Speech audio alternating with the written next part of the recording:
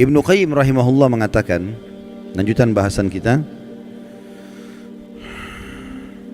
banyak kalangan salaf yang berkata, setelah mereka meninggal orang-orang pun sering mendatangi kuburan mereka, lalu membuat patung-patung mereka. Kemudian setelah masa demi masa berlalu, akhirnya disembahlah patung-patung tersebut. Ini maksudnya penjabaran daripada tafsir tadi Al-Quran itu, ayat sebelumnya yang sudah kita baca. Tadi kita sedang membahas tafsir surah Nuh ayat 23 ya. Jadi awal-awalnya dibuat patung-patung, sampai akhirnya di kuburannya mulai dibuat patungnya, dengan alasan syaitan bisikan supaya tidak lupa mukanya ya. Lalu kemudian mulailah berjalan waktu, lama-lama orang jadi sembah ya. Sembah itu berarti, sembah artinya kalau kita bilang iyyaka na'budu, hanya kepadamu kami menyembah. Sembah itu tunduk, patuh, cinta ya. Itu semua makna-makna sembah. Jadi akhirnya berlebihan pada benda-benda mati seperti ini. Diriwayatkan dari Umar radhiyallahu anhu bahwasanya Rasulullah sallallahu alaihi wasallam bersabda dalam hadis Bukhari Muslim, "La tatruni kama atratin nasara ibn Maryam, innama ana abdun faqulu abdullahi wa rasuluh." Jangan pernah kalian berlebihan dalam memujiku sebagaimana orang-orang Nasrani telah berlebihan memuji Isa putra Maryam. Aku hanyalah seorang hamba, maka katakanlah hamba Allah dan Rasulnya ya. Jadi Nabi Isa itu dulu alaihissalam, kaumnya awal menganggap dia nabi, manusia biasa. Awalnya Hawariyun, sahabat-sahabatnya dulu begitu. Berjalan waktu, mereka mulai menganggap Isa ini manusia suci dan lahir tanpa ayah, berarti dia anaknya Tuhan. Mulai pindah ke situ, namanya gulu, berlebihan.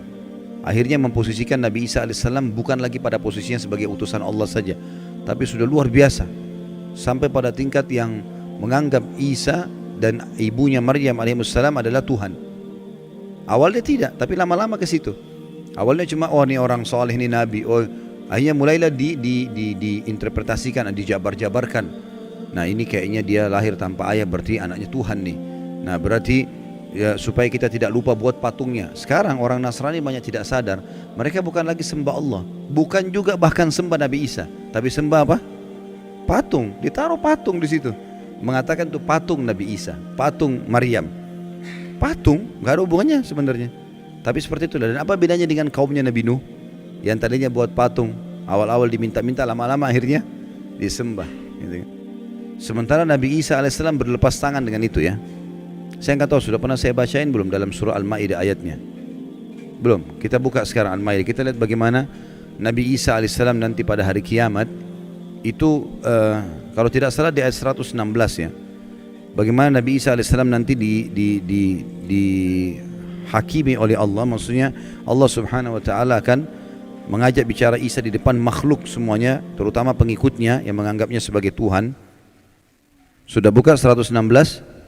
Baik. Saya bacakan, a'udzubillahi minasyaitonir rajim. Wa idz qala Allahu ya Isa ibn Maryam anta qulta lin-nasi ittakhiduni wa ummi ilahaini min dunillah qala subhanaka ma yakunu li an aqula ma laysa li bihaqq in kuntu qultuhu faqad alimta ta'lamu ma fi nafsi wa la a'lamu ma fi nafsik innaka anta 'allamul ghuyub. Dan ingatlah ketika Allah berfirman, hai Isa putra Maryam, maksudnya nanti hari kiamat nih, di depan orang-orang semua, apakah engkau mengatakan kepada manusia, jadikanlah aku dan ibuku dua Tuhan selain Allah? Maksudnya ada Tuhan lain ya, Trinitas yang mereka bilang itu.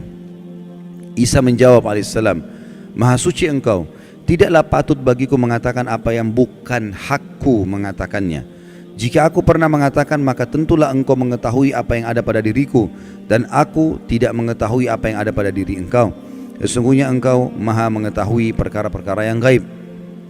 Lalu Nabi Isa mengatakan 117-nya, ma qultu lahum illa ma amartani bihi an i'budullaha rabbi wa rabbakum wa kuntu alaihim syahidan ma dumtu fihim falamma tawaffaitani kunta antar raqiba alaihim wa anta ala kulli syai'in syahid.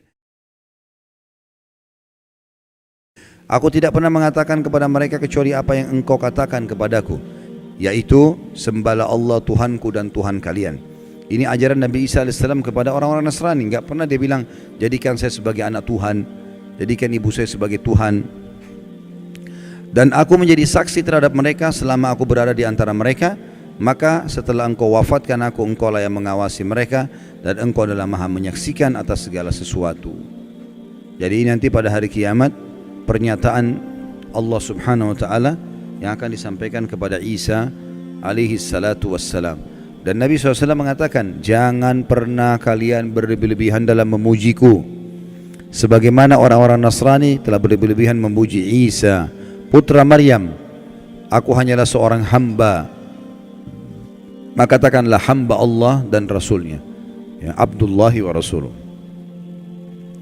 Juga sabda Nabi SAW di dalam hadis riwayat Imam Ahmad, Tirmidzi, Ibnu Majah dari Ibnu Abbas radhiyallahu anhuma, bahwasanya Rasulullah SAW bersabda, iyyakum wal gulu fa inna ma ahlaka man kana qablakumul gulu.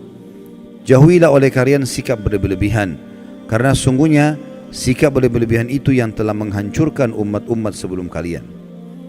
Jadi ini akan membinasakan, karena kalau ada orang, ada dosa-dosa, ada dua macam Bapak Ibu sekalian, ya. Ada dosa syahwat, dosa yang diikuti dengan hawa nafsu, kayak zina, riba, ya, mencuri. Ini orang yang melakukannya tahu kalau dia salah. Semua orang tahu salah. Mukul orang, gunjing, ambil barang orang lain, dia tahu dirinya salah. Jadi lebih mudah taubat. Tapi yang masalah dosa kedua, namanya dosa syubhat. Syubhat semua dalam hidupnya. Dia pikir dirinya ibadah padahal selagi salah. Ini bahaya sekali. Orang nggak tahu masuk dalam syirik, masuk dalam bid'ah. Dia pikir dirinya ibadah padahal sebenarnya salah. Diingatkan Rasulullah tidak pernah contohkan, nggak apa-apa. Loh kok nggak apa-apa ini? Gimana caranya nggak apa-apa? Nabimu tidak pernah contohin, nggak apa-apa? Gimana? Sahabat nggak pernah contohin, nggak apa-apa? Ini bahaya sekali, ini resikonya besar, ya. Seakan-akan orang mengatakan kalau Rasulullah SAW masih hidup, tidak apa-apa ya Rasulullah, saya kerjain nih. Walaupun anda belum ajarkan. Kira-kira kalau dia bilang begitu depan Nabi, diapain sama Nabi itu? Pasti dia dihardikin, tidak boleh. Gimana caranya? Ya. Para sahabat saja tidak ada yang berani itu. Ada yang pernah bilang, kan ada beberapa sahabat yang melakukan perbuatan Nabi nggak pernah contohkan. Jangan lupa loh, waktu itu wahyu masih turun. Dan ada dalam sunnah-sunnah Nabi ada namanya kauliyah, perkataan, ada fi'liyah, ada perbuatan, ada takririyah, persetujuan Nabi. Kalau sesuai dengan wahyu, Nabi enggak tegur, Nabi biarin aja. Kalau dilarang, Nabi larang. Karena wahyu lagi proses turun. Kalau sekarang Nabi SAW sudah meninggal, agama Islam sudah sempurna, gitu kan? Untuk apa kita mengatakan boleh kita tambah-tambah? Kan jadi masalah. Syubhat jadi dia. Dia pikir dirinya ibadah padahal lagi salah. Kan ini jadi masalah ini. Habis waktunya bertahun-tahun dalam hal-hal yang tidak ada gunanya, gitu kan? Orang jaga kuburan, di situ dipakai kesyirikan. Orang minta-minta pada jenazah, dianggap dirinya ibadah. Duit ambil dari situ, hidup dari situ, ini kan masalah ini. Jadi banyak orang subhanallah tidak sadar padahal dia masuk dalam dosa syubhat. Dan ini lebih bahaya karena orangnya susah taubat. Dianggap dirinya benar soalnya. Ini masalah ini, ya. Mudah-mudahan Allah selamatkan kita dari situ.